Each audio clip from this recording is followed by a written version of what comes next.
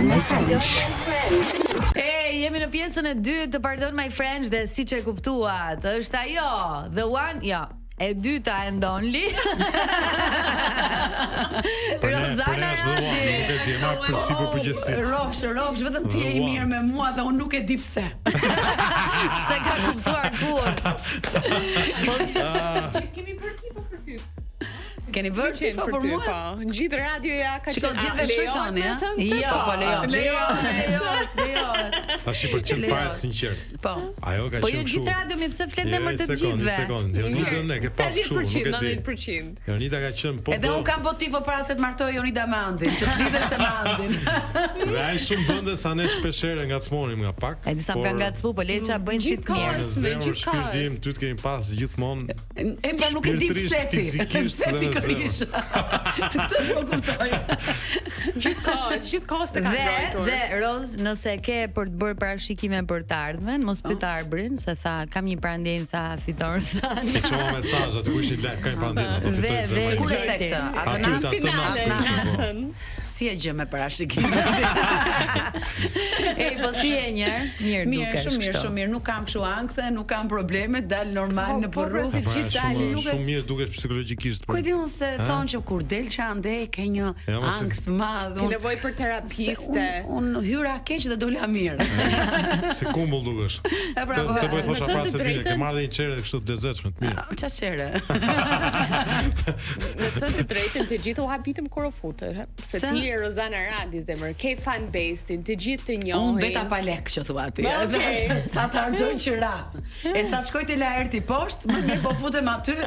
Pa lek se pa lek, hapi Rozi të mbaj sa të mbaj shqiptarët.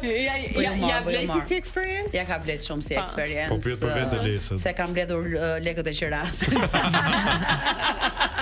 Këto kohë, si ableti. Për shembull, 4 muaj që unë nuk kam qenë, ajo zonja që më jep shtëpinë me qira, ti fali ato 4 muaj apo i paguan? Jo, i paguan ata që e morën me booking shtëpinë, se thoshte këtu ka fjetur Rozana, një kat më poshtë laertit dhe merrte lekë ekstra.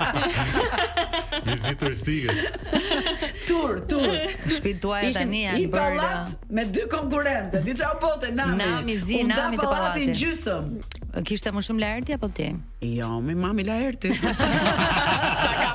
Saka pao është, nuk e di, besoj hit në këtë Big Brother. Madje kemi hapur Instagram Rebekës dhe do filloj të bëj dhe kështu sponsorizime tani. Influencer. Po do bëhet imazh, imazh. Okej, shumë mirë, më vjen shumë. Gjithë kanë përshtypjen, ëh. Patjetër, Rebeka është e pafar, është njëshi I pallatit. Tani të kthehemi pak në seriozitet se.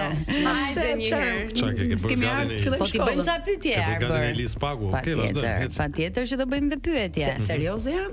Jo me. Nga një çik kemi serioze tani, po për te shakave e tregove realisht pse ke hyr, domethënë ishte një moment I rëndësishëm I karrierës tënde ti vendose të hyje në një produksion të tillë, por ajo që unë dua të di është a të kuptuan në publik apo ka pasur raste gjatë gjithë këtij rrugtimi që mund të kesh qenë edhe e keq kuptuar. Shiko, unë kam natyrën pak, ma thonë edhe shoqet, kur futem në një lokal, njerëzit mendojnë sa hegër është kjo, dhe në momentin që ulen me mua në tavolinë, me njerë ndryshojnë atë perceptimin që kanë patur për mua. Kështu ka qenë dhe babai im, ka patur një portret shumë të egër, por ndërkohë natyrën e ka pasur shumë çiltër. Mendoj që në fillim nuk jam kuptuar, edhe jam dhe një ose më mirë të them, ne shqiptarët duam që t'i bien pak rrotull, mos I themi gjërat në sy, edhe kur meritojmë të marrim një gjë të vërtetë, duam ta zbukurojmë atë të vërtetën, sepse na duket sikur na dha më pak. Ndoshta nuk jam kuptuar për vetë faktin sepse shumë njerëzve nuk I pëlqen e vërteta, edhe ndonjëherë duan ta mbulojnë me rër atë të vërtetën. Unë jam një njeri që I them gjërat ashtu siç I mendoj, ashtu siç janë. Drejt për së drejti. Jam drejt për së drejti dhe mendoj që njerëzit që I duan gjërat e vërteta, që I duan njerëzit pastër si ujë, besoj që më kanë kuptuar. Ata që s'm kanë kuptuar, them ta rishojnë dhe një herë Bigun se mbase ti shumë i çiftë ti ke një zemër shumë të madhe, ti një dashuri nga afër. Imagjino Klajti kërkonte sup për shembull në një moment kur supa kishte mbaruar. Nuk kuptoj që dole dhe shtrik. Nuk e kuptoj se për të tonin ndonjëherë si antagonistë, domethënë pa lidhje, nuk e kuptoja këtë pikpamje. Po ata që më thonin antagoniste nuk e dinin as kuptimin e fjalës, kështu që unë nuk i ktheja dot përgjigje. Ka ndonjë gjë që do e kishte bërë ndryshe tani që mbaroi që më qet që më Ja, modern e flokëve ndoshta apo jo? Balluke, e post Big Brother, do ta kisha ndruar komplet. I ke pas vast shumë të bukur. Nuk e dija që ishin bërë virale vëth. Janë bërë virale zemra. Domethënë personifikonin ajo pjesë të personifikonin. Ne mendonin se për finale do vaje, nuk e di, saatën e Tiranës apo kisha një palë të mëdha fare, i bash unë se nuk i vendosa, po ta dija që ishin bërë shumë viral. Nuk e di do t'i vendosja. Megjithatë, në daljen e fundit do t'i vendos. Në Big Brotherin tjetër. Po tek tjetri. Dhe me qira fjala tek tjetri, do ta ribëje si eksperiencë? Po, 100 herë. Vërtet? Po për zotin. Për 4 muaj Rozi, 4 muaj brenda. Të lezetoj mos paguash Tirana atje, ëh? Po, fiks fare, u knaqa. Sidomos po mirë më arbër se ti e ke, ju edhe Jonida e keni bërë si eksperiencë. Po si s'më zgjodhën një herë lidere. Imagjino, kishin frikë të më zgjidhin lider. Siguron kushtetisht do t'i bëja. Jo, nuk po ja, supozojmë që po të zgjedhim ne këtu. Çfarë rregullash do vije? Çfarë rregullash?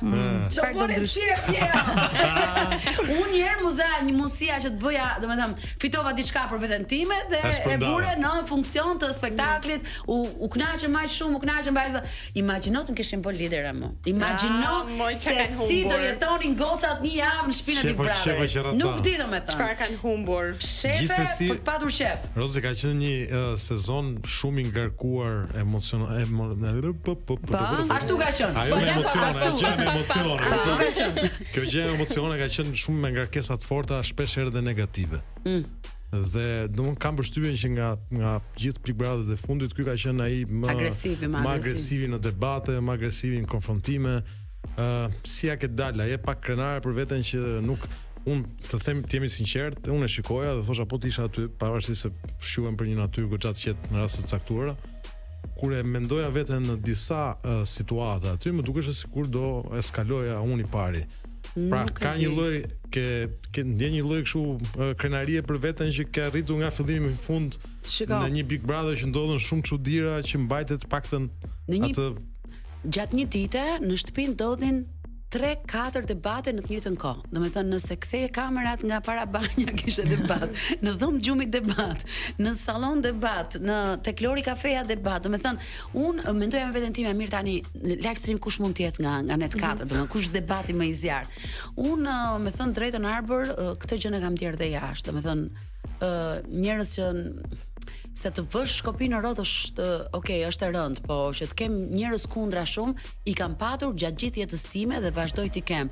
Nuk ka ndodhur asnjëherë që unë të gëzoj shpesh më të them pse s'gëzove ti që shkove në gjysmën finale. Unë si kam gëzuar çmimet e mia asnjëherë, nga këta njerëzit që nuk më kanë dash asnjëherë në jetë. Dhe vetëm kam fol, kanë hedh vrer, kanë hedh as u mishit se gëzova çmimin. Po, në fytyr. Jo, pas krave, në një herë kështu me statuse, po edhe ato statuset të mirë menduara. Megjithatë, unë nuk i kam gëzuar as sukseset jo se jo njerë, po unë kësaj herë nuk e gëzova as humbjen, se nuk më lan ta gëzoja as humbjen. Por po them që ka qenë një Big Brother agresiv, sepse të gjithë shumica ishin personalitete. Ishin, domethënë, unin e kam pasur pothuajse të gjithë. Unë. Dhe çdo kush donte që të zinte vendin e tij. Por varet se si e zë vendin në shtëpi. Domethënë, ose ta flasim kështu shqiptarë, ose ta zësh me dallavere, ose do ta zësh me gënjeshtra, ose do ta zësh me pislliqe, ose do ta zësh me të vërteta. Të vërteta që njerëzve aty në Big i kanë dhimbtur. Çfarë ndodh atje? I mi vazhdonin bisedat mua dhe mi linin në gjysëm, sepse ishin frikacak ti çonin deri në fund. Dhe kjo ndoshta është bërë edhe leitmotiv që unë i thoj a jeni frikacak. Për vetë faktin se unë jetën time qoftë artistike, qoftë personale, private kam bërë ditën me diell. Nuk kam patur asgjë për t'i fshehur publiku, gjë që se kam bërë as në shtëpi. Fakti që i fillonin bisedat me mua dhe i linin për gjysëm, nuk kishin të aftë sepse çfarë mendonin. Mendonin që duke mi thënë mua, unë ndoshta ja përdorja atë njëjtën monedhë. Më besoj që kam ditur më shumë se ç'dinin gjithë banorët për mua dhe nuk ja kam përdorur. Shumë pak. shumë pak i kam prekur. Po këto do ja u them pasi të mbyllim.